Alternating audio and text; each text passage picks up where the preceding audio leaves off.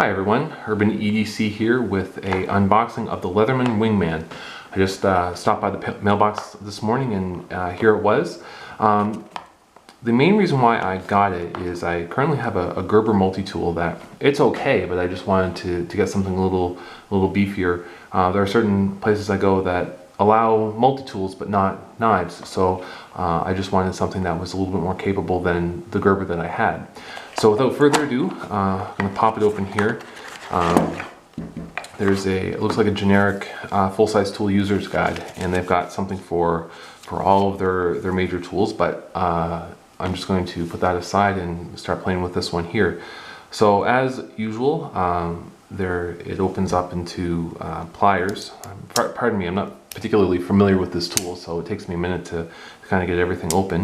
And it has a nice amount of spring loaded there, not enough that you really have to force against it, but just enough so that there's some mild pressure to open those tips of the needle nose pliers. There's a wire stripper there, wire cutter there. This is significantly beefier than the one that I have. Also on this side of the tool are two more tools here. There's a kind of flat Phillips screwdriver there, as well as a kind of larger flathead. So these will, they don't have a full lock, so you don't have to release it on the back, but just kind of a slip joint there. And then over here on this side, there are three tools. There's a Cannon bottle opener here. I'm not sure whether that's supposed to be a metal file or a nail file. A more fine flathead screwdriver, and just kind of a little ruler there.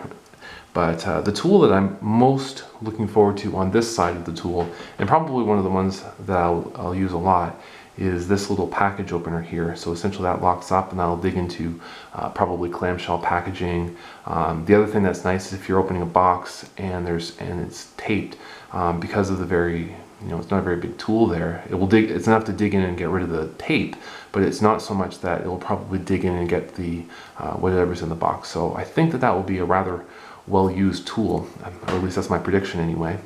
So closing it up, got the outside tools here. There's a little pocket clip on the outside here before I get to the tools. Seems like there's a nice spring tension there. It looks like it'll ride fairly low in my pocket, so that's good as well.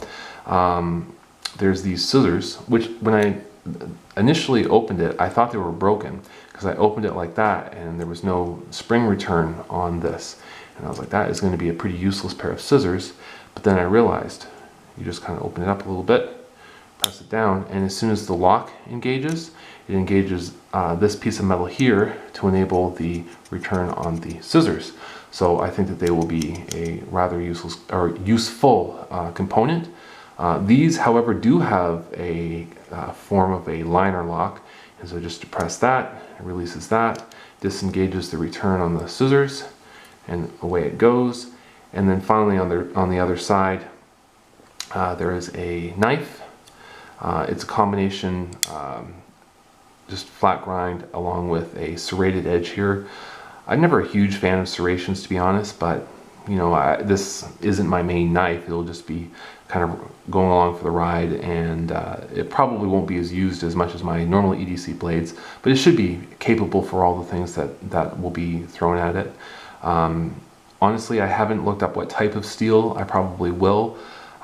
If I recall when I was looking into it earlier, it was not a particularly high grade of steel, but it wasn't bad. But it should be enough to handle these jobs. So there is an unboxing of a Leatherman Wingman. Looks kind of cool so far. I'll probably come back with some more impressions after I carry it for a while.